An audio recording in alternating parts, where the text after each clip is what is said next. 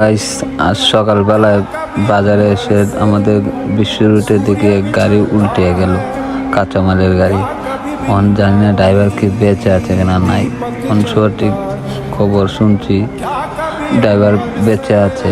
ওই ড্রাইভার দেখা যাচ্ছে, ড্রাইভার দিয়ে ক্যারেং গাড়ি তুলতেছে, কাঁচামালের গাড়ি।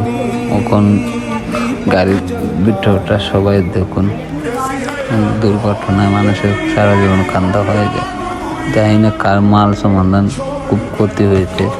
আল্লাহ যখন তাকে ধারণ করে নষ্ট না হয়, এটি কামনা করি। আর ভিতরে শেষ পর্যন্ত দেখে যান। শেষ পর্যন্ত গাড়িটা উঠিয়ে কেরেঙ্গে উঠিয়ে দিল। এখন কাঁচামালের গাড়িতে কাঁচামাল তুলতে লোকজন ফিট করে মালগুলো তোলার ব্যবস্থা করছে। আপনারা সাথে থাকবেন আর ভিডিওটা লাইক দিয়ে শেয়ার করবেন। ধন্যবাদ, ভালো থাকবেন।